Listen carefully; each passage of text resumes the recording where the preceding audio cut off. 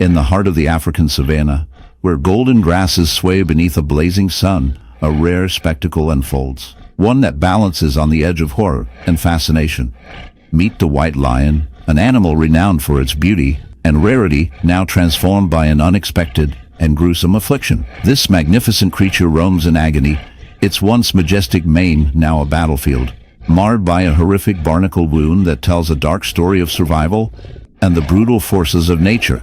At first glance, one might think the white lion was merely blinded by the sun's reflection shimmering off its pale fur, but upon closer inspection, one could only be repulsed by the ghastly sight covering its skin, a cluster of barnacles, grotesque and relentless, clinging tenaciously as if they have claimed the lion as their home.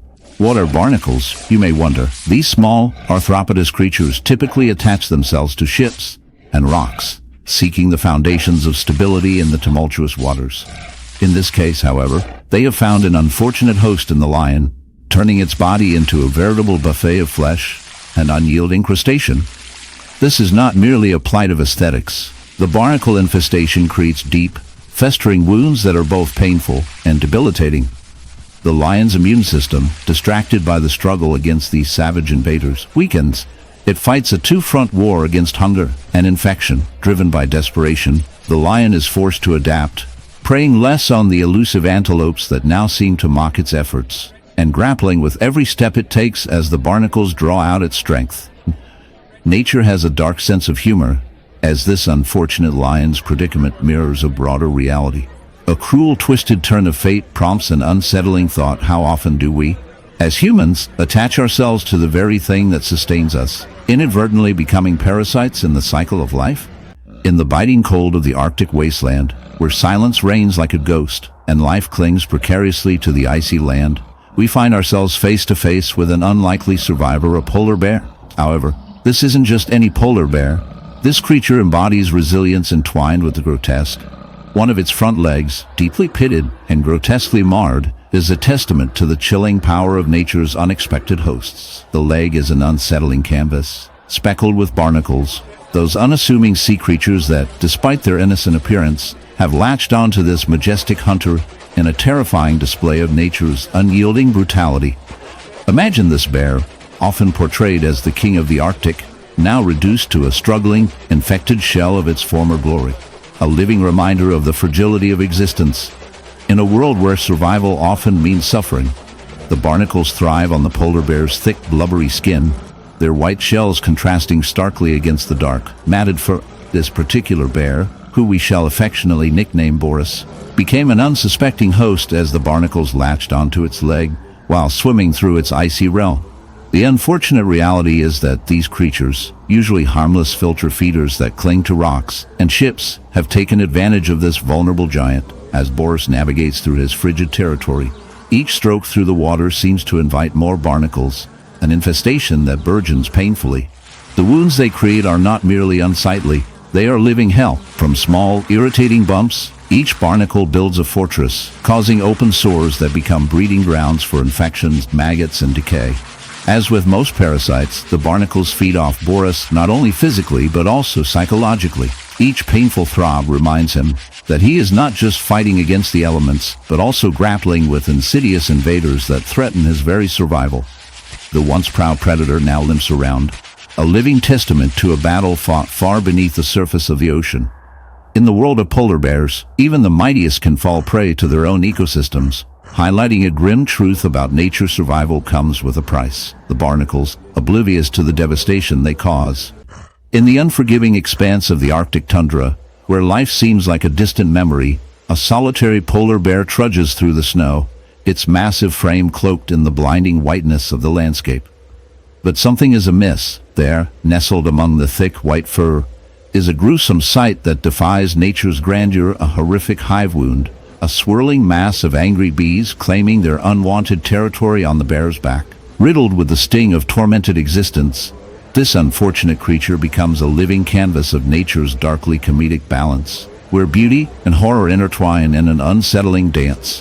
The stark contrast of pristine snow, and the writhing mass of buzzing insects raises unsettling questions about survival, resilience, and the often grotesque interplay between species. The infested bear's plight isn't just a tale of absurdity, but rather a stark illustration of nature's harsh realities. Bees, typically symbols of industriousness and pollination, have in this case turned into a nightmarish burden. The bear, once the undisputed predator of its realm, finds itself at the mercy of these tiny yet tenacious creatures. An unusually warm winter may have driven the bees to look for warmer hosts, and our polar bear, an icon of frozen strength, has unwittingly become a beacon of vulnerability. With each throb of the hive, the cold air carries the faint hum of buzzing, a dissonant lullaby of life that both sustains and tortures. What's fascinating and strangely grotesque is how the bear behaves under this unsettling duel. In a futile attempt to shake them off, it rolls and thrashes against the ice, each movement a desperate cry for relief from the torment of the infestation. The bees, undeterred, cling on, their stingers a last line of defense to protect their home. It raises a peculiar question in a world so finely balanced. How does one species' survival live? In the golden light of a lazy Australian afternoon, when the grass dances under the gentle breeze, an unsettling scene unfolds in the heart of the bush. A kangaroo, that emblem of Australian wildlife, stands with a wound that is as horrific as it is curious. At first glance, it appears as though the creature has been in a vicious scuffle, yet upon closer inspection, one cannot help but recoil in disgust. This is no ordinary injury. Embedded within its flesh is a grotesque hive, a gruesome evidence of a bee infestation, so severe that it's as if nature has conspired for a horrific demonstration of survival and brutality. As viewers, we are drawn closer, not merely to witness the raw echoes of nature's unfathomable designs, but to explore the defining struggle between elegance and horror in this bizarre tableau of life. One would typically not expect such a beautiful creature, with its graceful leaps and gentle demeanor, to be the unwitting host of such a calamity. Yet the reality of nature is often much darker than our romanticized imaginings. This kangaroo stands precariously on the thin brink of life, as it endures the influx of bees that have taken siege of its sturdy frame.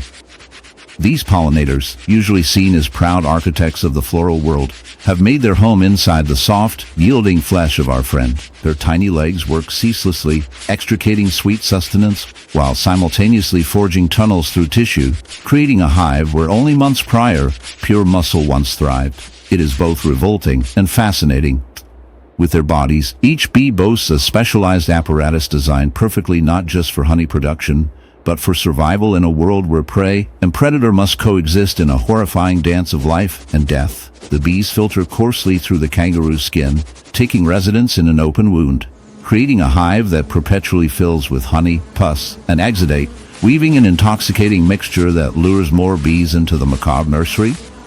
This sort of infestation may allow the bees to thrive, but it deters the kangaroo from its ordinary life, feeding, jumping, and evading predators instead. The creature now becomes a living buffet, an unintended prison decorated with the stings of its invaders. The darker shroud of this narrative extends into the ethical abyss of our shared existence, as we marvel at the beauty of life in the frigid expanses of the Arctic, where the sun barely kisses the surface of a vast frozen world.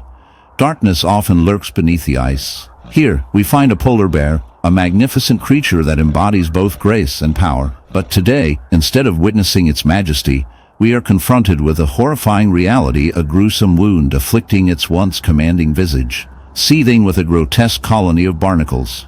These small yet formidable creatures, typically found clinging to the hulls of ships or the rocky shorelines, have made an unwelcome home on this iconic Arctic predator.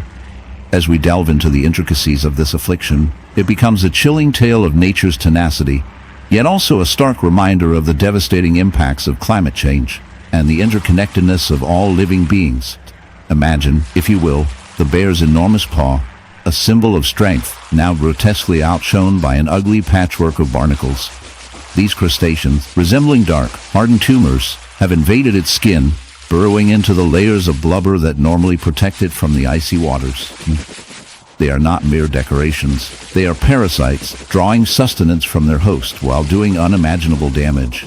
With their rough, serrated shells, barnacles grip tightly, making their removal painful and perilous. The bear can hardly shake off its unwanted companions, and every movement becomes a reminder of its torment. This sight is an unsettling juxtaposition of beauty and horror, an image that evokes empathy and disgust in equal measure. Or barnacles are a fascinating paradox. They start life as free-swimming larvae, dancing in the water until they find a surface to cling to.